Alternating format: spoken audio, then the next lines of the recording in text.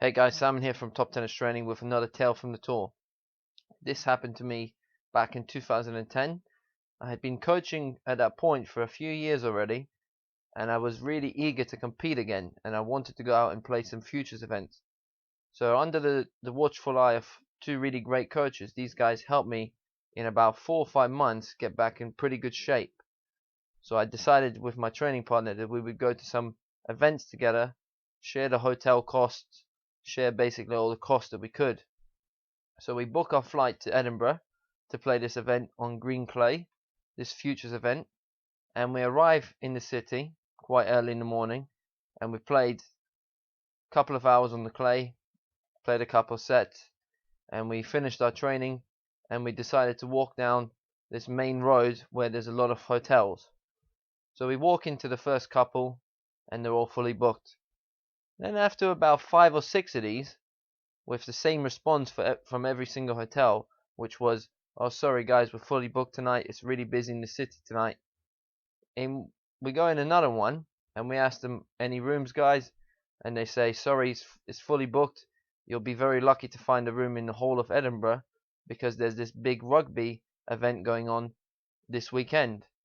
So what was going on was this big Six Nations rugby event, and it was happening right in that centre in Edinburgh that weekend. And there was 200 to 300,000 people watching these matches. So it was crazy in the city. There was a lot of rugby fans everywhere. So me and my friend, we decide, okay, we're just going to keep looking and we'll keep going through the hotels. So we get through about 10 to 20 hotels and still no luck. So then we decide to go to some of the cheaper hostels. Still no luck.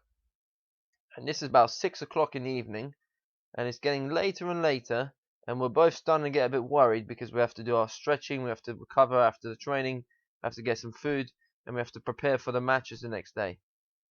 So we're going through all the hotels, and eventually we'll walk around for about 4 or 5 hours in the centre of Edinburgh looking for these hotels.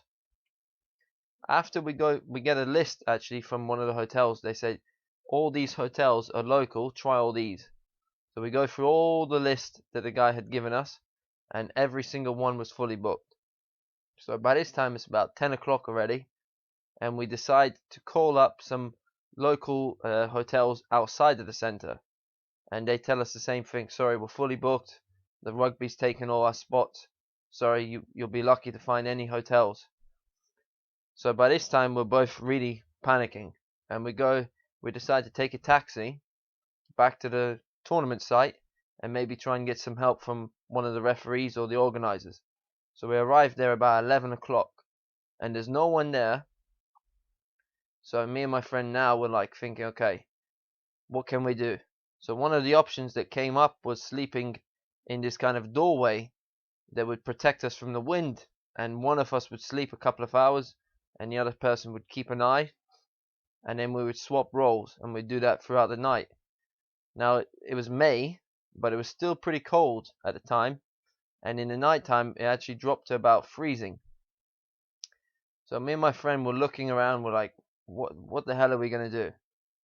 And at that time we're walking past this minibus which takes the players from the tournament site to the airport or to the hotel where they're staying. And my friend said, "Let me try this door." So he tries to open the first door, and it's locked. Then he tries to open the second door, and it opens. And we're like, yes, somewhere to sleep. So we slept that night in this minibus in the middle of the tournament site. So here me and my friend were in this little minibus, and we're trying to get some sleep before the matches the next day, the qualifying start. And I'm first on, I'm at 9 a.m. and it's freezing. So I've got a jacket on, I've got 2 pairs of trousers on, but I'm still freezing, and I'm actually shaking in the minivan. And that night I managed to sleep only 2 hours, and my friend, I think he slept even less. At one point I woke up in the night, it was about 3 a.m, and I look out the window, and I see this fox just walking by, and it just made me laugh. And I look up and I see my friend, he's in the row in front of me, he's listening to the radio under his jacket, and I'm laughing, and I'm like, what the hell are you doing? And he said, I couldn't sleep, so I'm listening to the radio. And we ended up listening to the radio from 3 a.m. until about 7 a.m. And then we couldn't sleep, so we got out of the minivan, and the players started arriving for training, and the organizers are there. And we actually have to go and practice now. And by this time, I'm frozen. I'm like a log.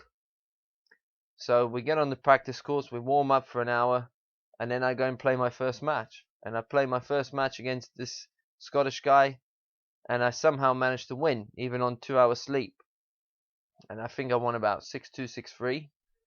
And I go to the organizers, hoping that they're going to give me a good couple of hours break, so I can maybe go have a nap somewhere in the players' lounge or whatever, in the gym even.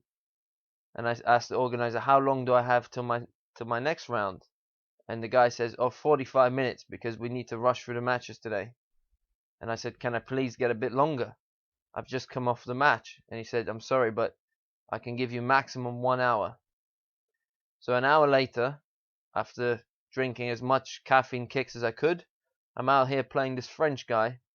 And the French guy's a good player, about 800 at the time. And my reactions are so slow. Every time he hits a serve that's pretty big, I'm like 3 seconds too late to get there. It was just disturbing me the whole match. So my reactions were so slow from the lack of sleep. And I lost about 6-2, 6-3. And my friend also lost that day. So we get the first train that we could, back to London. And when we arrive in London, and we're parting ways, he's going back home, I'm going back home.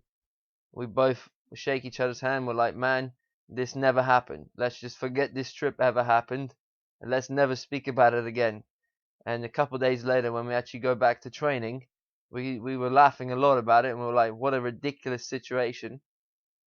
And the next week, we actually had pretty good luck. I made it to the main draw of the futures, so I got a couple of wins, and all was forgotten. But that was a really funny story that happened to me back in 2010. I've never really told that story to anybody. A little bit embarrassed. But hope you guys enjoy the story. All the best.